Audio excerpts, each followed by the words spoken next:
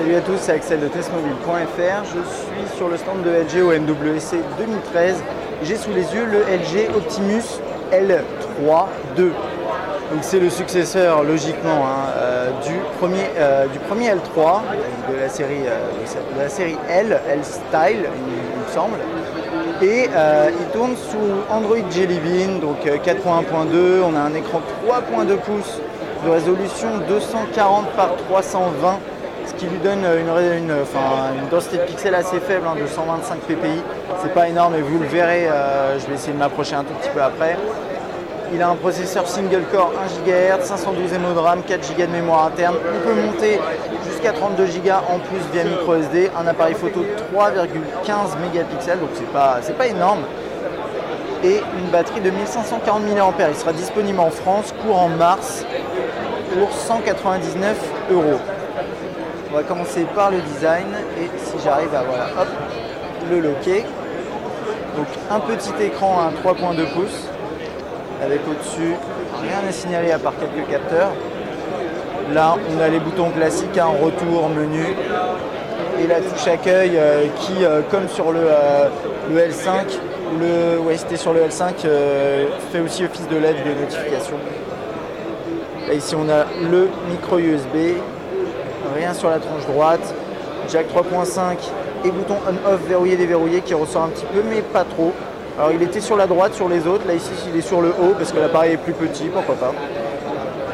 Le bouton de volume ici, et puis c'est à peu près tout. Et à l'arrière l'appareil photo, 3,2 mégapixels, pas de flash, et une coque qui agrippe bien les traces de doigts d'après ce que je vois. Le haut-parleur doit être caché par ici. C'est un appareil qui tourne sous Jelly Bean. La première chose qu'on va voir au niveau de l'écran, je vais essayer de vous montrer ça, voilà. Ça se voit clairement ici. Petite densité de pixels, petite résolution. C'est un appareil qui sera proposé à 119 € nu, donc c'est pas excessif. C'est pas excessif, mais c'est vrai que ça se sent au niveau de la qualité de l'écran, au niveau de la densité de pixels. Mais bon, ça posera pas de problème à tout le monde a priori. Donc là ici on a Quick Memo, toutes les fonctionnalités en accès rapide ici, la gestion de la luminosité. Hop. Là je pense que voilà. On peut changer le fond d'écran, on peut accéder quand même au thème. Alors là on peut changer de thème si on a envie. Hop. Voilà, ça donne ça, on peut rester dessus. Avec des petits effets de transition. C'est assez fluide. Ça va, c'est pas excellent, mais ça reste utilisable.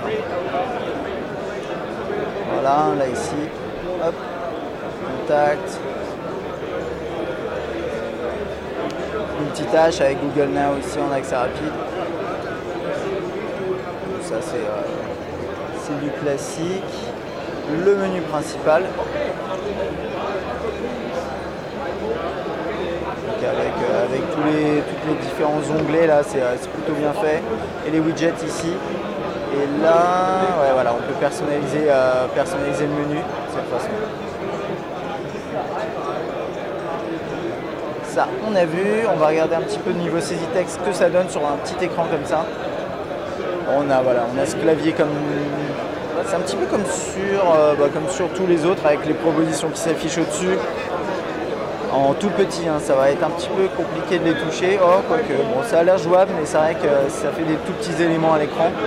À voir lors du test, niveau ergonomie, ce que ça vaut. Que dire de plus? L'agenda. Voilà. Qui n'a pas le système de colonne, d'éléments qui se tirent vers le bas comme sur les autres. Parce que la taille de l'écran ne le permet pas. L'appareil photo, 3,15 il me semble, 3 mégapixels. Voilà. On voit ici 3 mégapixels. Quelques modes quand même, on a quand même le réglage de ISO, white balance, balance des blancs, etc. Ça c'est pas trop mal. Et film on va aller voir ça, c'est du VGA. Ça c'est pas surprenant. C'est même déjà pas si mal. Bon, internet, on va pas se promener, on verra ça lors du test. Que dire de plus? La galerie. Voilà.